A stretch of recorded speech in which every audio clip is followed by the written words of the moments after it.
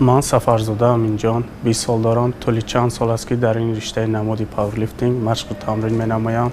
در عموم با ورزش شما کی مثلا تمرین خصوصی خود داشتید؟ وقتی که من خورد بودم پدرم در خانه با من گوشتین می‌گرفت. از همین سرکده گوشتین به من وقت معقول شد و مرا پدرم زل برد. باز نمیدونم نام شالیش کردن نکردن که چهارباغ بود. تحت روبری کدام استاد؟ استاد ظریف نظریف. اونجا چی شد که مثلا ای گوشتین بعد با این نمودی ورزش اومدید؟ وقتی که برادرم در گوشتین دستشون لط برداشته بود و مادرم دیگر نخواست که من به گوشتین روم. یعنی برادر گفتید؟ برادرم سفرزاده دیجا در نوروزی ها گوشتین ملی برآمد میکرد. گوشتینگیرای حرفه‌ای با کی مثلا تقلید میکردید یا مسابقه که در گوشتین تمرین میکردید؟ با بسیارتر به من گوشتینی رسول باقیوف به حد مخول بود، چون که او ورزشگر خیلی با صبر و با تمکین آرامانه گوشتین میگرفت و گوشتین های آن به من خیلی پسند بود.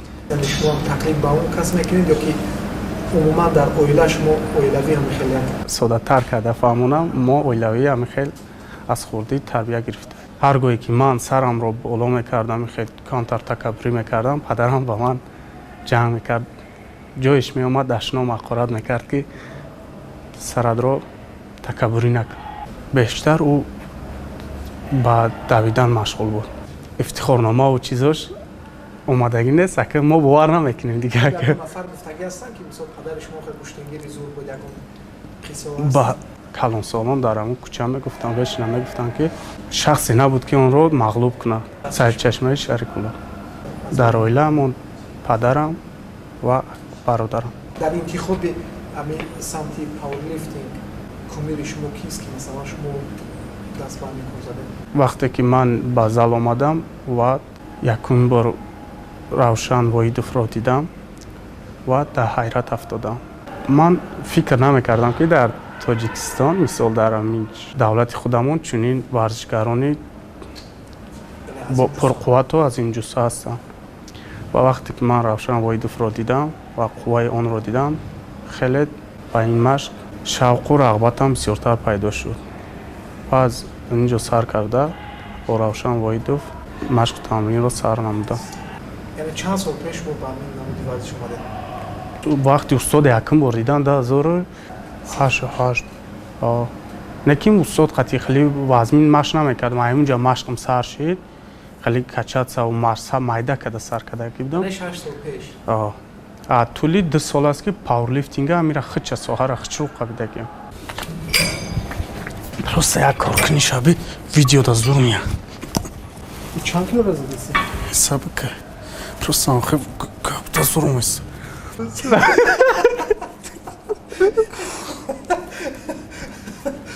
نقش طوله خود نظر در همین سمتی نه آمیرا گفتنی بده. طوله خود نظر یکی از ورزشگران می باشد که او پرچم بردار دولت خودمون گردیده بود. در بین چندین دولت ها او یکی از ورزشگرانی به حد خاکسار و به حرمت می باشد.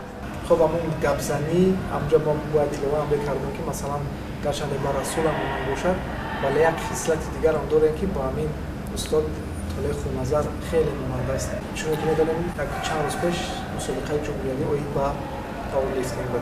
در آنجا با استاد روبرو شدیم.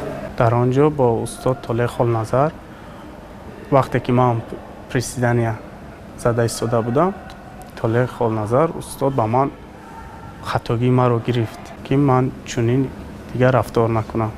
و استاد انسانی با مراسا با صبر و با طاقت معامله‌اش با شاگردان با دیگران به نهایت خوب است. من باشم اون شخص رو به نهایت حرمت و عزت می‌نمایم. مثل نه اینکه استاد مثل برادر جانیم. اکیلا اینا خیلی بست فکر کنید اینا ما برادرم یک 10 سال بگیم کلونه اینا ما را بینه نگیره بینه چه فرقیت هست؟ سین سال فقط فرقیت کلونی دوائله که در بدن یا مو جسمی کلونتر هست. بفرمایید. در این نمودی ورزش جراحت برداشتگی نیستم و حالتهایی میشد که من машқу тамринам бениҳоят сахт мерафт, аз роҳгардӣ боз мемондам. Модарам бошад маро медид ва маро аз машқ боз медошт. Оз ҳамин маълим чизе бигам ра мекини ку мисол амира ҳамин соҳа устоса боз гардам ва ман бошам модарамро розӣ карда боз дубора ба ин намуди варзиш бозгаштам. Падарам бештар ин гапро мегӯяд ки ту писари ман бошӣ бояд дар ҳама ҷо ту якум бошӣ, барои дигарон ту ибрат бошӣ. барои ҳамин гуна бадан шудан чӣ нас кардем? Масалан ина ман оз я минута биё акаҷон биё бикиша биё ака оли дроза кисаи мо дроза ака хоб акаҷон худо нигоҳбон. ман ва варзишгарон навҷавонон чунин гуфтаниам ки ҳамин хӯрокҳои серғизо ва хоби шабонаи худро метавонанд соз кунанд. дар як рӯз то 5-6 то 7 бора мешавад, 5 то 7 бора мешавад ҳолатое ки мехӯрем. ҳамонро акаҷон бикушамеш абхезм айҷон ҷон гум меша. намедонам ки аз чӣ сабаб бошад ки пешравӣ як каси дигарро намехоҳам. ман худам фикр мекунам ки ҳамин мисол тоҷики худамон як камтар пештар як обрӯманд шавад, ман хурсанд мешавам ки ин тоҷики худамон аст ва чӣ хел метавонам онро дастгирӣ мекунам ва мардумро мебинам хел фикр надоранд, онҳо бошанд фақат пас мезананд. пешравии шахси дигарро намехоҳам ва бисёртар лезит мекунам. дар як сомонаи иҷтимоӣ як вақт овозҳо паҳн шуда буд ки як варзишгари доғистонӣ мехост бо шумо рақобат кунад ва ё ки баръакс шумо мехостед бо он кас баромад кунед? Не, ман на ӯ мехост, на ман мехостам. вақте ки инро ман суратҳои худро дар инстаграм вақте партофтам, маро дар сайтҳои худ реклама карда, сайти онро бо сайти ман ки бисёр ҳамин мардуми худмон дар сайтҳои худ мехостанд ки мехост. бале ӯ волни барбамаш мекард. рости гап ман нисбати он маълумоти пурра надорам. таваҷҷӯҳ нисбати он шахс надоштам. дар як комменти дига хонда будам ки дар оҷа ҳамин акаи Даврон шуморо сарзаниш кардага ки не накун масалан ин коро хоси мардуми тоҷики мо нест. бо Даврон чӣ хел ошноӣ пайдо кардем?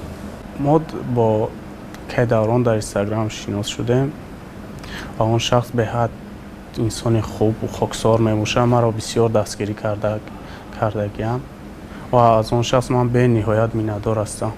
ман мехостам бо варзишгарони худамон дӯстиамон зиёдтар шавад. якумин бор ман наистам бо дар акаи Даврон. он шахс хуб қабул кардам ва рафт омадиму сарш. акаи Давронам вақте ки пурсидам, акаи Даврон ба ман ҳам ҷавоби рад додам ва гуфтанд ки бин мисол агар дастгириҳо ва ҳаматарафа бошад, ман худ туро тайёр мекунам. беҳад ман акаи Давронро одам надидам. ман як шахсе мебошам ки ҳамин одаме ки хича ҳурмат намекунам, дигарро ҳурмат намекунам, хича ҳурмат намекунам, ман ӯро дигар ҳурмат намекунам. барои ва ин ҳурматама дар акаи Даврон дидам ки он шахс бениҳоят хича ҳурмат мекунад ва новобаста он одам ки аст ки нест бо ҳама яхе рафтор мекунад. бисёр одамон маро пешниҳод карданд ки бой он тану туши дори чӣ дар кораи мақсад вақте ки бой набурой. ин мардум хиёл мекардам ман барои бой тайёрӣ дистам, не ки ман ниятам ҳама дигар хе буд.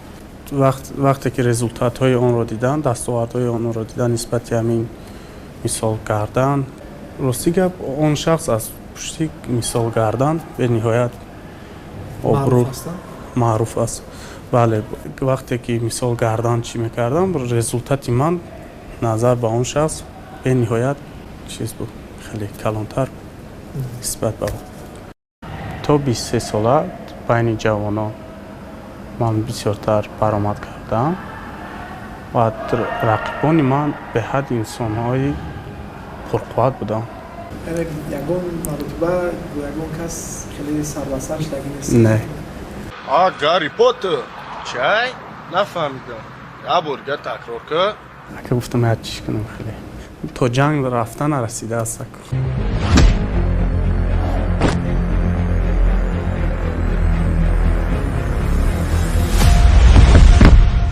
ба худам ҳеҷ намепурам. تو جنگ رفتن نرسیده است.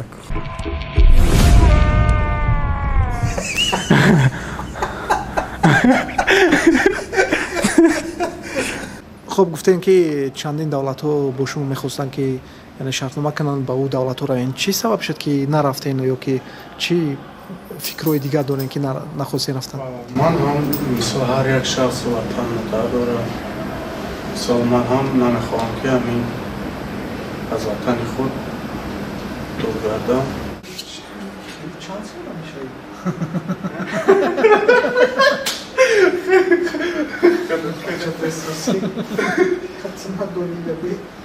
Tezgahım da öğretin.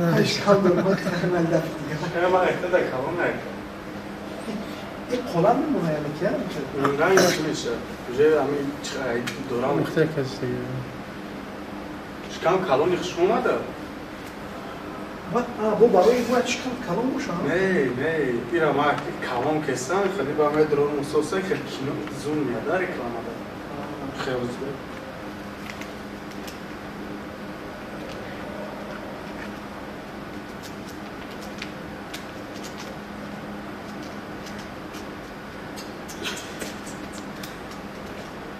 چند تا نفس نمیکشی بالا؟ تو دست. من کنم. گیرو خیلی. دفعه دیگه باشه.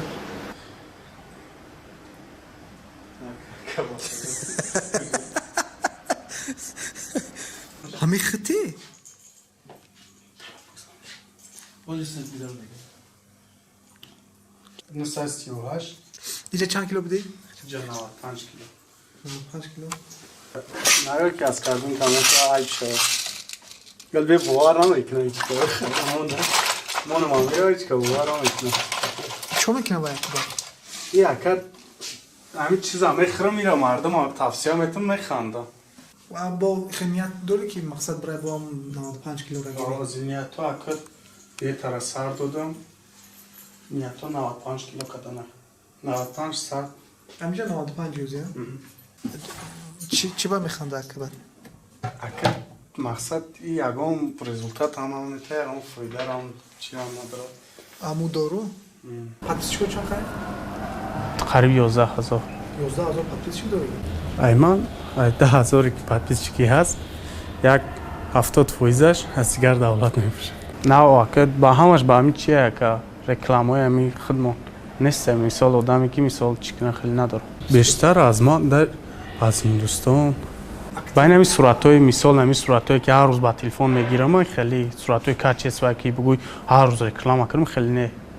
میدون اکتیویتی نه میدون همش اکتیو نکرد. صورتای نمی که در دوام روز نمی اون تمه گیرم پارتم نکچس و درانه چی دارن یا هفته ده بار باید فعال باشی کنم خیلی. آن ای بچه‌کو چند قدر خالی میشه آن اکبر؟ او بسته پرس یک ماه یک نیم میبرم. چند سمه بدای؟ کدومش؟ 650. اینستاگرام یکم چی درآمد نداری؟ نه. خیلی پیشنهاد هم هست که فکر هم هست که باید اینستاگرام یکم صحبت دست کنید که بسیار شخصان با من زنگ میزنن و با من پیشنهاد میکنن که بیا همکاری کنیم. یکی همین امروز یک از اینستاگرام سوال داد طریق رکلام همه کسی کدستی مقصد سرپرست گفتن کنده گپی بزنیم. گفتم که اگر دستگیری ها باشد همه طرفه من تیاری میبینم. اون جای ترس و هراس هم نداشتم. تیاری میدیدم. اونم انسان است که من انسان. یه می خروکای چیه نه؟ خروکای ورزشگاه یه را بعد ادرونی همون منز میخریم؟ ادرونی همون منز؟ نه چیزه همین توقف تمانیت ما با همین مردمی مهمیه که برای که بسیار آدم اومدن من انسان چی میکنم مثلا نمیخوام نگم مش میکنیم چی میکنیم نمیشه و افتاده شدیم و افتاده نشین همه چی میشینم یه 100 گرم داخل باوری داشتم از همه چیزی خوب داخل باوری داشتم و در پیش خود یک مقصد موندم. وقتی که مقصد نباشد چی نمیشه برای که وقتی که مقصد موندی ҳамаи фикру ақидаи худро дар нури Худо خیلی ما در جلوی همین سمتی انتخاب کرده شما از اون که مثلا با مشکل می‌بینید و این سمت اومده در اون من در چی جلوی باشد حتی در حیات زندگیتون برای شما یعنی دکتریات هم رو که بگذار از این خونه بالاتر برسید.